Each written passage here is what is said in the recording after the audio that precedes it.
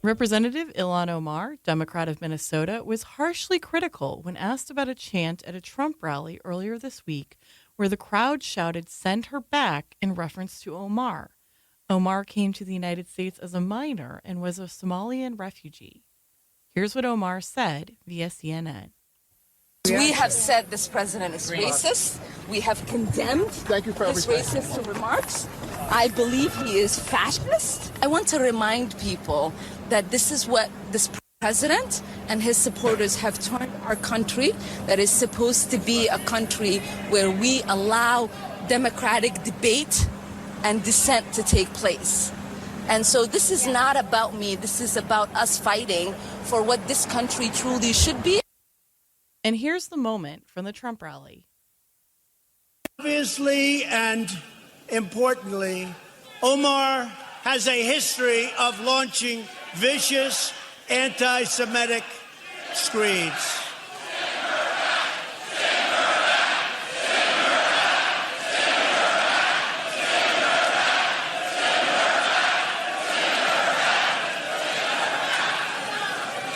And she talked about the evil Israel. Trump addressed the issue Thursday via Fox News. When your supporters last night were chanting, "Send her back," why didn't you stop them? Why didn't you ask them to stop saying that? Well, number one, I think I did. I started speaking very quickly. It really was a loud, I disagree with it, by the way, but it was quite a chant. And I felt a little bit badly about it. But I will say this, I did, and I started speaking very quickly. But it started up rather fast, as you probably noticed. So you'll tell your supporters never to Well, say I would say that. I was not happy with it. I disagree with it. Democrats passed their Bill 231 to 199 to raise the minimum wage from $7.25 an hour to $15 an hour with the help of 3 Republicans. House Speaker Nancy Pelosi tweeted before the vote, quote, "The House is preparing to pass the Raise the Wage Act, which would give up to 33 million Americans a raise by gradually lifting the federal minimum wage to $15 an hour," end quote. But a $15 minimum wage isn't necessarily good news for the economy or American workers. A Congressional Budget Office report shows that the U.S. would lose 1.3 million jobs by raising the minimum wage once fully implemented by 2025. While up to 27 million workers would receive higher wages, and the number of individuals below the poverty line would decrease by 1.3 million. The last time the House tried to raise the minimum wage was in 2007, when it raised the minimum wage to $7.25. Representative Omar has introduced a resolution supporting all boycotts from Americans. She told outlet Al Monitor, quote, "We are introducing a resolution to really speak about the American values that support and believe in our ability to exercise our First Amendment rights in regard to boycotting. And it is an opportunity for us to explain why it is we support a nonviolent movement, which is the BDS movement. The BDS movement, or the Boycott, Divest, and Sanctions movement, aims to change Israel's behavior through economic incentives." Representative Lee Zeldin, Republican of New York, tweeted, "Israel is our best ally in the Middle East, a beacon of hope, freedom, and liberty, surrounded by existential threats. Shame on Representative Ilhan Omar for bringing her hateful twist on that reality to House Foreign Committee today, propping up the BDS movement and blaming Israel for all of its challenges." Senator Chuck Schumer is asking the FBI and the Federal Trade Commission to investigate a Russia-based app that went viral over the week, which shows users what they will look like in a variety of situations, including how they'll look as an elderly person. FaceApp's location in Russia raises questions regarding how and when the company provides access to the data of U.S. citizens to third parties, including foreign governments, Schumer wrote in a letter to FBI Director Christopher Wray and Federal Trade Commission Chairman Joseph Simons Wednesday. According to Forbes, the app, headquartered in St. Petersburg, quote, "now owns access to more than 150 million people's faces and names," end quote. I ask that the FBI assess whether the personal data uploaded by millions of Americans onto FaceApp may be finding its way into the hand of the Russian government or entities with ties to the Russian government, Schumer said. Jeffrey Epstein, the wealthy financier accused of having sexual relations with underage girls, isn't going anywhere. A judge has denied him bail. Reportedly, Epstein's Manhattan home included tens of thousands of dollars in cash and a stash of diamonds, as well as a foreign passport. Judge Richard Berman said, per the New York Times, "I doubt that any bail package can overcome danger to the community." The City Council in Berkeley, California is removing all mention of sex and gender in the area city code in an effort to be more, quote, inclusive. Rigel Robinson told NBC Bay Area, "It is Berkeley being Berkeley, and what that means is it's Berkeley being inclusive," Robinson said. "A male-centric municipal code doesn't reflect the reality of the city of Berkeley." Among the phrases being taken out of the code are, quote, manhole, which will be changed to maintenance hole. The words brother or sister in the city code will now be sibling, and the word manpower will be changed to human effort or workforce. I really thought this was fake news when I first saw it. It's not the Babylon Bee, folks. Well, next up, we'll feature Daniel's interview with EPA Administrator Andrew Wheeler. If you're tired of high taxes, fewer healthcare choices, and bigger government, it's time to partner with the most impactful conservative organization in America. We're the Heritage Foundation, and we're committed to solving the issues America faces. Together, we'll fight back against the rising tide of homegrown socialism, and we'll fight for conservative solutions that are making families more free and more prosperous. But we can't do it without you. Please join us at heritage.org.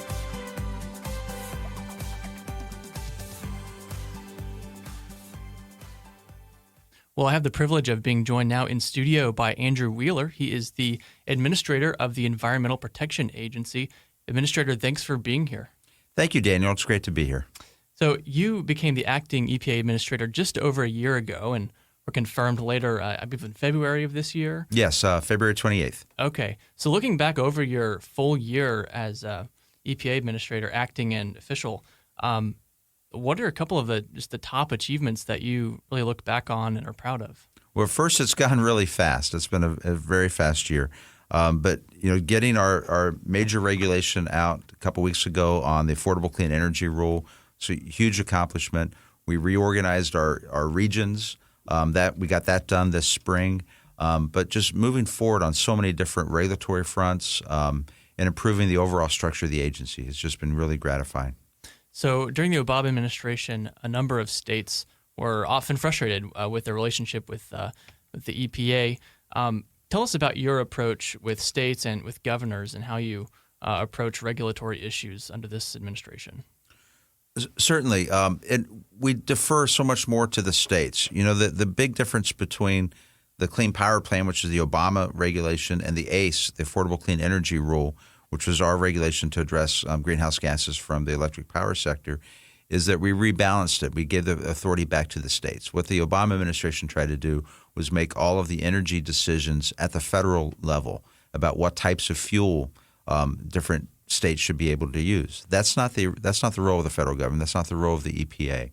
That authority has historically been with the states and the state public utility commissions. So we have rebalanced that and returned that authority back to the states. And that's just one example, but we're doing that in all of our regulatory efforts.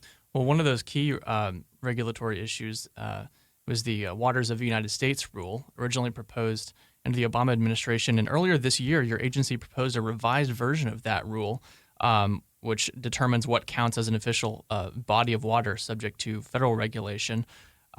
Tell us the EPA's thought process in revising that rule. Sure. Well, first of all, the Obama regulation, as soon as it was issued, was stayed by a number of courts. In fact, today we have the Obama regulation, I believe, is in effect in 22 states, and the 1980s definitions are enforced in 28 states. So it's really a patchwork approach right now. But what we did is we took a step back. We took a look at the Clean Water Act. We took a look at the Supreme Court decisions, and we put forward a proposal, the Waters of the U.S. proposal, that we believe follows the law. The second and the overarching guiding principle for us on the Waters of the U.S., the new definition that we have, which we'll be finalizing by the end of this year, is that the property owner should be able to stand on his or her property and decide for themselves whether or not they have federal waters on their property without having to hire an outside attorney or consultant to do that for them. And then third is we're also, for the first time, acknowledging the fact that some waters are protected by states and other waters should be protected by the federal government. We don't have to overlap on every single waterway. If the United States were to walk away from regulating water tomorrow, which we're not going to, but if we were, most waterways would already be protected under state law. So we're recognizing that for the first time. Well, the EPA uses lots of scientific models to develop its regulations. When it comes to defining waters of the United States, obviously, there's been controversy in recent years over how to define that and the subjectivity of what is a water of the United States. Is that primarily a legal question, or is it really more dictated by science? Well, it is both. But if you go back to the original Clean Water Act, it says navigable waters are waters of the United States. So what we did is we clearly defined what is a water of the United States, but we also defined what is not a water of the U.S. For example, we clearly define that agricultural ditches are not waters of the U.S. And I don't think Congress intended for a ditch next to a row of corn should be considered a water of the U.S. There are certainly some scientific questions at play as far as adjacency to navigable waters for wetlands, other water bodies such as that. So science does play a role in it, but I believe the Obama administration took it to an extreme on the science side instead of taking a look at what is truly a navigable water and, according to the Supreme Courts, what are the waterways that the United States government should be stepping in. Well, the EPA in the past has often developed major rules using science that the public didn't have access to, wasn't able to publicly evaluate. What have you, under your leadership, been doing to increase the transparency so that the public can have access to the science that's being used as the basis for these regulations? Certainly. What we put forward a science transparency proposal, and we are working to finalize that this year. And what that does is require that any of the science that the federal government, the EPA, uses for our regulatory purposes should be made available to the public. So the underlying research, the underlying data. We believe that transparency will lead to better regulations. I started my career at the EPA working in the Toxics Office on TRI, the Toxics Release Inventory, which is the Community Right to Know Act. And I really do believe that the public has a right to know the information that the government is using to design their regulations. So by putting the science out there and allowing anybody to take a look at how we're making our regulatory decisions, I think will lead to better regulations, better regulatory decisions, and decisions that will have better support with the American public. And will that rule pretty much apply to all regulations? They all have to be based on publicly available data? Yes, there will be some exceptions. We certainly, for example, some health studies data that involves people. We have to follow the HIPAA requirements so that people's individual health information is not released to the public. But that can be masked and it can be taken care of and still be released in a meaningful manner so that people can understand what we're using. You also recently issued a memo directing EPA offices to issue new rules regarding how they perform cost-benefit analysis on regulations. Could you explain that and what's the goal of that? Certainly. Again, as part of transparency and making sure the American public understands what we're basing our regulations on and why, to the heart of that is the cost of the regulations. We owe it to the American public to explain to them what are the cost of a regulatory action and what are the benefits. What we did last year is we proposed a regulation that would have applied cost-benefit analysis across the board to all of our regulations. We took a look at that, we took comments on it, and we decided the better approach would be to require that under each of our statutes, because each statute has a different scientific basis, each statute has a different regulatory basis.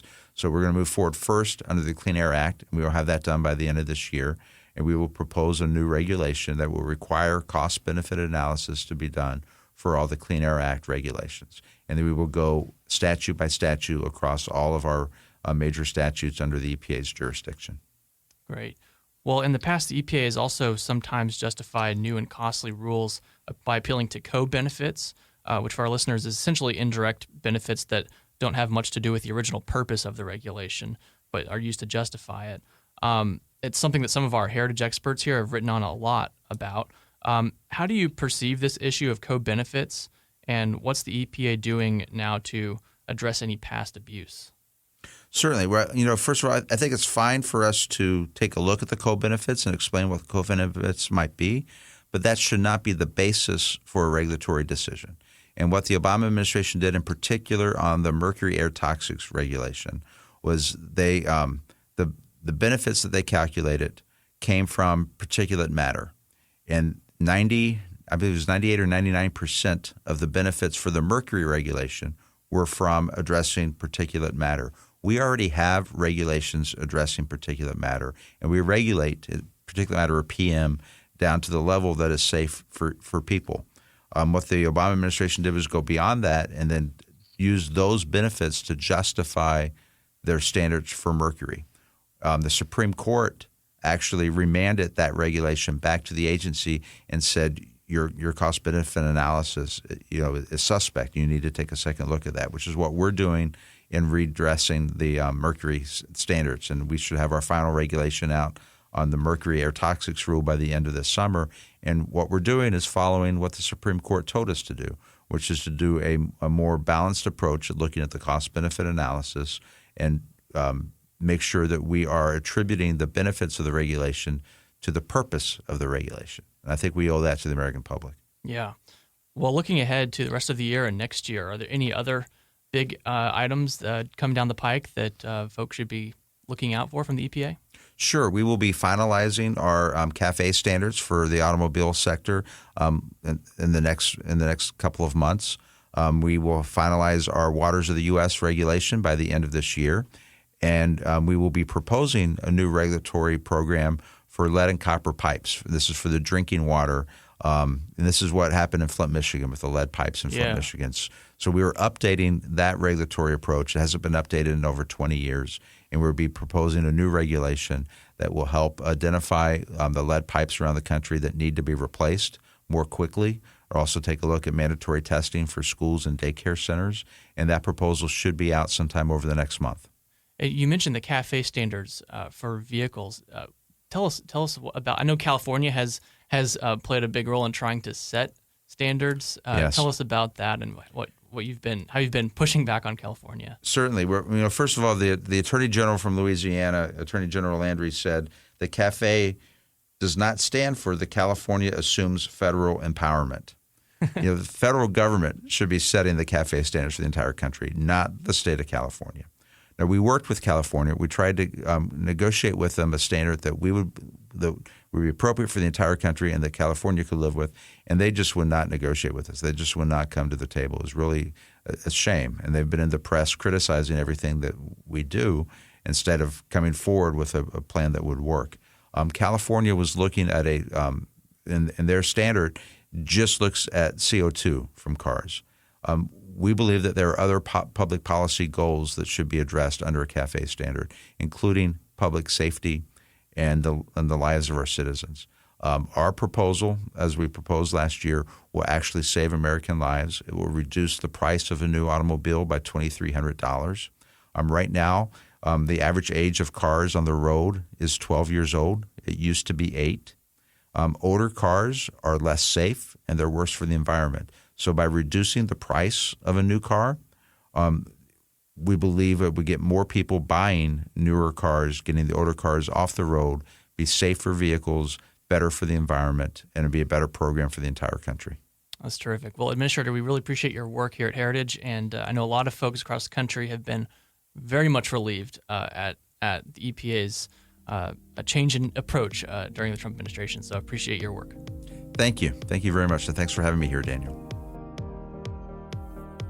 Do you own an Amazon Echo? You can now get the Daily Signal podcast every day as part of your daily Alexa flash briefing.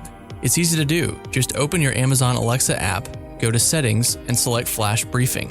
From there, you can search for the Daily Signal podcast and add it to your flash briefing so you can stay up to date with the top news of the day that the liberal media isn't covering. According to a Harris poll commissioned by Lego and reported on by Ars Technica, it turns out that today's kids don't have much interest in going to the moon. 29% of American kids want to be a vlogger or YouTuber. A vlogger, by the way, is a video blogger. 28% want to be a teacher, and a mere 11% want to be astronauts. Daniel, I understand that you once harbored dreams of being an astronaut, so what's wrong with today's kids? If there's any sign that humanity is not progressing, this is it. I think being an astronaut is the coolest vocation, occupation you could ever have, could ever dream of. Who would not, in their right mind, want to be an astronaut? Me. I think there is something wrong with you. Astronauts are amazing. I grew up, just growing up. So when I used to live in the Houston area, which is a very big space NASA area, and that's kind of a thing. Go to the museum and eat the space food and Isn't space food horrible? I thought it was cool because it was space food. So okay. That was a kind of a dream of mine, and I clearly did not have the math or science skills innately to do that, but still think it's pretty cool. I used to play with toy shuttles and have all the planets on my wall. And why do you think it'd be so cool? What about even if you got the incredible experience of being on the moon? I mean, we can see from pictures what it looks like. We can see from pictures what the Earth looks like from the moon. Why? I don't know. I guess was it worth the risk and the danger and everything else? Yeah, but I mean that's kind of the point. If you're seeing a picture, it's not the real thing. I mean it's not the same as being there. As a unique. I mean, what's the coolest place that you have ever been to? Well, this is a problem when you grow up in California. You're already from the coolest place. No, well, okay. Outside of California, what's the coolest place you've been to? Ireland? The Holy Land. The Holy Land. I haven't been to Ireland. See, would you rather see pictures of the Holy Land, or would you rather have gone there?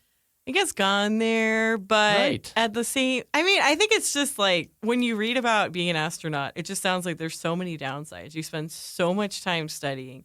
It's so hard. It's so competitive. It sounds completely miserable, the actual trip. You've got very limited movement. The food is horrible. I feel like it'd be very claustrophobic. But, I mean, at the same time, even with all my adult pessimistic doubts, I do think it's a little bit sad that this few kids, I mean, obviously childhood is a time when you are looking at jobs through very through rose-colored glasses, and you're not thinking about all the annoying things they involve, like commutes. So, I mean, I just think of being on the moon or just being in space, doing a spacewalk. I mean, on the one hand, it would be pretty terrifying knowing that there's literally just a little space suit keeping between you and the cold void of space, sucking the life out of you. But on the other hand, seeing the beautiful blue Earth, I mean, seeing the stars. I mean, I feel like it would be a worship experience. You can't see this the is stars God's here. Creation. I know, but it's different. It's not the same with all of the pollution in the air and all of the. Once you get out of cities, stop right being such an outside the urbanist. cities. Yeah, I think America agrees with me. It was better to go to space than not. The other thing that I found really upsetting about this was I understand. I sound so old right now, but I understand that the kids really like YouTubers. I have made brief forays into this world. It seems like an extremely stupid world that I can't understand at all. I mean, I'm... Kate, how disordered dear loves have to be in order to not desire to go to space? Okay, whatever. I'm onto the YouTube now. I just don't understand why 30% of kids nearly want to be YouTube stars. It's people who are themselves, but they talk directly into a camera and they do really stupid pranks, pretend they've gone somewhere and then show it was all photoshopped. Or I heard that there was a family of YouTubers where it was alleged that they pretended they fled from a wildfire, but the wildfire wasn't actually affecting their house.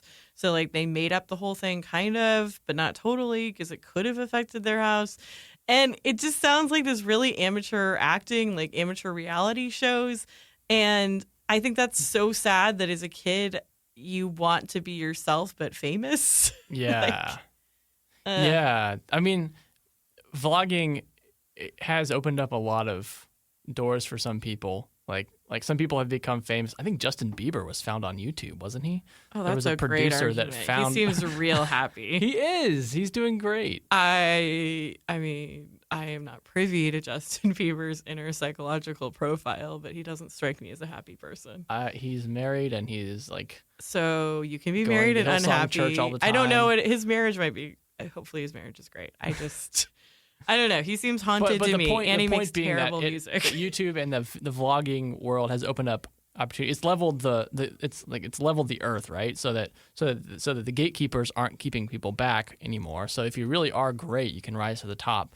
But it also creates this whole, this whole world of mediocrity also that's just out there, and I think it is probably a bit narcissistic to be putting yourself on your own YouTube channel every day. My impression is not that narcissistic. I have a podcast. I mean.